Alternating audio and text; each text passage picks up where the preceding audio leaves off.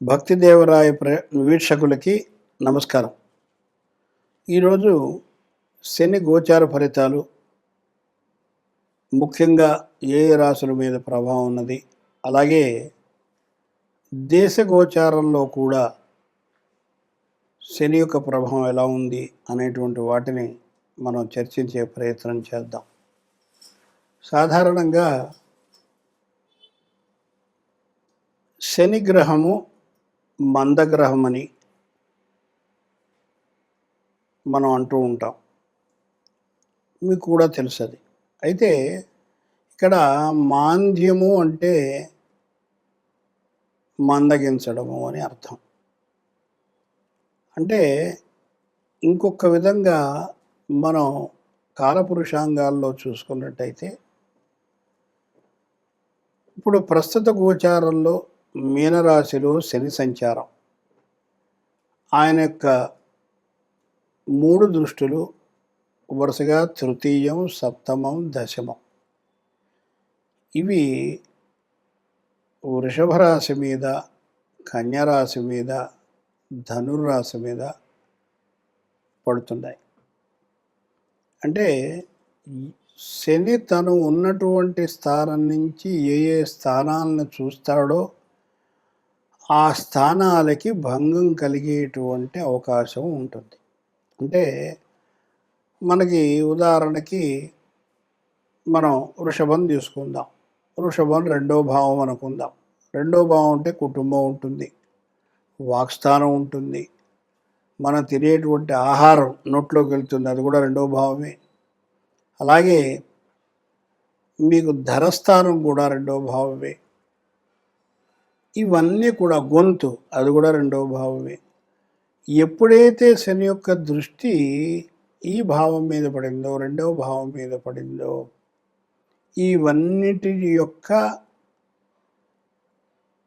ఏదైతే మనం అనుభూతిని పొందుతున్నామో అది తగ్గుతుంది, ఒక లెవెల్ కొంతవరకు తగ్గుతుంది అది. అలాగే భచక్రంలో షష్టమ రాశి అయినటువంటి కన్యారాశి, దీని మీద శని యొక్క దృష్టి ఉన్నప్పుడు మనం ఏ ఆహారాన్ని అయితే తీసుకోకూడదో, ఏ ఆహారం తీసుకుంటే మనకి బుద్ధి మందగించి పనిలో కూడా ఆలస్యత్వం వస్తుందో, అలాంటి రాశి అయినటువంటి కన్యరాశి మీద శని దృష్టి ఉండడం అంటే జీర్ణ ప్రక్రియ తగ్గిపోతుంది. ఉదాహరణకి చాలా సింపుల్ ఎగ్జాంపుల్ చెప్తాను. ఏమిటంటే, మనం మామూలుగా ఆంధ్ర ప్రాంతం కానీ తెలంగాణ ప్రాంతం కానీ మామూలు బియ్యం తీసుకుంటాం మనం. కానీ మీరు అటు ఉత్తరాది అంటే నార్దర్న్ ఇండియా కనుక వెళ్ళినట్లయితే బాసుమతి రైసే వాడతారు. మనం హోటల్లో వెళ్తే సాధారణంగా సగం వండినటువంటి బియ్యాన్నే మనకు వడ్డిస్తారు. ఇప్పుడు నార్దర్న్ ఇండియాలోకి వెళ్ళినప్పుడు ఈ బాసుమతి రైసు సగం ఉడికి సగం ఉడక్క, అది తిన్నప్పుడు ఆటోమేటిక్గా మీకు హెల్త్ చెడిపోతుంది. ఏమిటి? జీర్ణ ప్రక్రియ మందగిస్తుంది. అక్కడ మాంద్యుడి యొక్క శని యొక్క ప్రభావం కనబడుతుంది. సో ఈ విధంగా ధనుర్రాశి అంటే ధనస్సు అంటే నడుము వెనక భాగం, నడుము కింది భాగం, పిరుదులు, ఆ భాగం అంతా కూడా శని యొక్క దృష్టి. అంటే ఎవరికైతే షష్టమ భావానికి శని యొక్క సంబంధం ఉందో వీటికి సంబంధించినటువంటి రుగ్మతలు వస్తాయి అని చెప్పి మన శాస్త్రం చెప్తోంది. ఇప్పుడు ఇందాక మనం మాట్లాడుకున్నాం ఏలినాటి శని, దాని గోచారము, దాని ఫలితాలు అనేటువంటిది. ప్రప్రథమంగా ఈ ఏలినాటి శని యొక్క ప్రభావంలో ఉన్నటువంటి రాశులు కుంభం, మీనం, మేషం. మొన్నే మధ్యనే శని కుంభాన్ని వదిలి మీనంలోకి వెళ్ళాడు. కుంభంలో ఉన్నంతసేపు కుంభరాశి వాళ్ళకి విపరీతమైనటువంటి ఆరోగ్య సమస్యలు నడుముకి సంబంధించినటువంటి సమస్యలు, యూటరస్ కానీ లేకపోతే లేడీస్కి సంబంధించినటువంటి సమస్యలతో అనేక మంది బాధపడుతూ నాకు ఫోన్ చేసి దానికి పరిష్కార మార్గం అడగడం జరిగింది. అయితే ఇప్పుడు ప్రస్తుతం కుంభరాశిలోంచి మీనరాశిలోకి వచ్చి స్వనక్షత్రం మీదనే ఉన్నాడంటే ఉత్తరాభాద్రలోనే అతని యొక్క గోచారం జరుగుతూ ఉంది. కొద్ది కాలంలో ఆయనకి వక్రగతి వస్తుంది. ఈ వక్రగతి వచ్చినప్పుడు ఈ యొక్క పీడ విపరీతంగా ఉంటుంది. ఇది మీరు గుర్తుపెట్టుకోవాలి. అంటే మనం శని యొక్క పూజలు చేయొద్దని కానీ లేదా గోపురాలకి గుళ్ళకి వెళ్ళొద్దని కానీ నేను చెప్పను. కానీ ఆరోగ్యం తస్మాత్ జాగ్రత్త. అంటే ఏదైతే ఆహారం తీసుకుంటే మీకు ఇబ్బంది కలుగుతుందో ఆ ఆహారాన్ని మాత్రం మీరు తగ్గించాలి అనేటువంటిది సూచన తప్పనిసరి. అయితే మరి ఇక్కడ ఒక ప్రశ్న వస్తుంది. నా బోటి వాడు ఎవడో పెద్ద ఆయన అంటాడు, ఏమండి మరి మాకు బుర్ర పని చేయదండి అని చెప్తారు కదా, ఎల్లాడి సరి వచ్చినప్పుడు అన్ని తప్పులు చేసేటువంటి అవకాశాలు ఉంటాయి కదా, మన యూట్యూబ్ ఛానల్లో చాలామంది చెప్తున్నారు, మరి దీనికి ఏంటి అన్నప్పుడు ప్రతి సోమవారము శివాలయంలో మారేడు చెట్టు చుట్టూతా 5 ప్రదక్షిణాలు ఓం నమ శివాయ, ఓం నమ శివాయ, ఓం నమ శివాయ. అలాగే శనివారం నాడు రావి చెట్టు చుట్టూతా ఆంజనేయ స్వామి గుడిలో జై వీరాంజనేయ వీరాంజనేయ అనుకుంటూ ప్రదక్షిణాలు 5 చేసినట్టయితే ఫస్ట్ ఒక మండలం రోజుల తర్వాత అంటే మనస్సు మీకు కొంచెం కంట్రోల్లోకి, మండలం అంటే 40 రోజులు. కొంతమందికి రాదండి. అంటే వాళ్ళకి శని పీరియడ్ జరుగుతూ ఉంటే, అంటే దశ కానీ దశ కంటే కూడా భుక్తి అంతరం జరుగుతూ ఉన్నట్టయితే వాళ్ళకి బాగా ఎఫెక్ట్ ఉంటుంది. కాబట్టి వాళ్ళు కంపల్సరిగా భుక్తి ఉన్నన్ని 2.5 సంవత్సరాలు 3.5 సంవత్సరాలు కంపల్సరిగా వాళ్ళు ఈ ప్రదర్శనలు చేయాలి. చేస్తే తప్పనిసరిగా మీకు రిలీఫ్ అనేటువంటిది కనబడుతుంది. ఇది స్వానుభవం. ఏదో పుస్తకాల్లో చదువు గ్రంథాల్లో కాపీ కొట్టు చెప్పేది కాదు. ఇది 50 సంవత్సరాల అనుభవం మీ ముందరకు తీసుకొస్తున్నాను.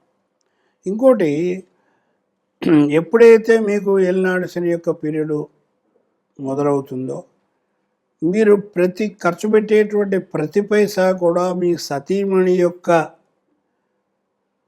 అండర్లోనే, అంటే ఆమె యొక్క కనుసైగలతోటే మీరు వెళ్ళడం మంచిది అని నా యొక్క అభిప్రాయం కూడా.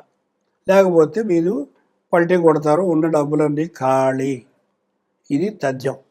కాబట్టి ఇది మీరు గుర్తుంచుకోవాలి. అలాగే ఆడవాళ్ళకి జరుగుతుంది అనుకోండి, అప్పుడు భర్త చెప్పినటువంటి విధంగా వెళ్ళి వినాలి.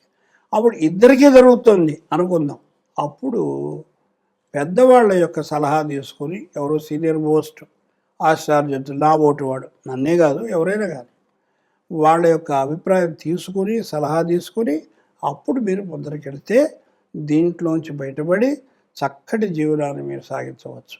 ఏలినాడు శనగానే భయపడిపోయి అమ్మో అయ్యో అని ముందరే వచ్చి లేనిపోయిన టెన్షన్ తెచ్చుకోవాల్సిన పని లేదుగాక లేదు. అయితే సీనియర్ సిటిజన్స్కి విషయానికి వచ్చేసరికి ఏలినాడు శని పీరియడ్లో ఒక్కటి మాత్రం గుర్తుపెట్టుకోండి, ఎలాగైనా ఏదో ఒక రోజు మనం ఈ లోకాన్ని వదిలి వెళ్ళిపోక తప్పదు. కానీ ఈ శని ఏం చేస్తాడంటే వైరాగ్యాన్ని కలుగజేస్తాడు. ఇక భార్య పిల్లలు లేదు, అంతా మిథ్య, ఇది ఉట్టి నాటకం, వీళ్ళందరూ మనతో ఆడుకుంటున్నారు అనేటువంటి జ్ఞానాన్ని మాత్రం తప్పనిసరిగా శని ఎవరికైతే దశ జరుగుతుందో ఆ పీరియడ్లో ఎక్కడో అక్కడ మీకు తప్పనిసరిగా ఈ యొక్క అనుభవం అనేటువంటిది మీకు వస్తుంది.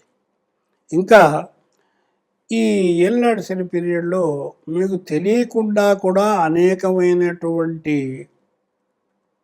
ఇనిమికల్ యాక్టివిటీస్, అంటే గుప్త శత్రువులు మీతోటే ఉంటారు. మీరు కాఫీ తాగిస్తే తాగుతారు, టిఫిన్లు తింటారు, మీతో పాటు భోజనం చేస్తారు, ఇంటికి వస్తారు, ఇంట్లో కూర్చుంటారు, అన్నీ మీతో అవసరమైతే డబ్బు కూడా తీసుకుంటారు అప్పుగా. ఇవన్నీ చేసినప్పటికీ కూడా వీళ్ళు మిమ్మల్ని మర్చిపోతారు. ఇట్లాంటి వాళ్ళతో తస్మాత్ జాగ్రత్త.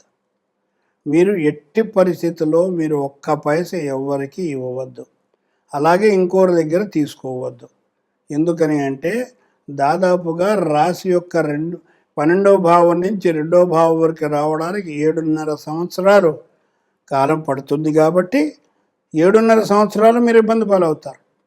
దానికంటే తీసుకోకుండా ఉంటే ఒక 2-3 రోజులు కష్టపడతాం, ఒక 2 రోజులు కష్టపడతాం, కానీ ప్రశాంతత, మనసుకు ప్రశాంతత దొరుకుతుంది, చక్కటి నిద్ర పడుతుంది, హాయిగా ఉంటారు. పిల్లలు, మీ భార్యాభర్తలు అందరూ చక్కగా సానుకూలంగా జీవితాన్ని సాగిస్తారు. ఇది ఈ ముఖ్యంగా ఏలినాటి శని యొక్క ప్రభావం అనేటువంటిది మీకు క్లుప్తంగా చెప్పడం జరిగింది. అలాగే పరిహార కార్యక్రమంలో ఇందాక చెప్పిన దాని తర్వాత మనకి వీలైనంత వరకు ప్రతి సోమవారం ఇంట్లో లేదా గుడిలో వీలును బట్టి మహాన్యాస రుద్రాభిషేకం చేయించుకోవడం ఒక ఎత్తు.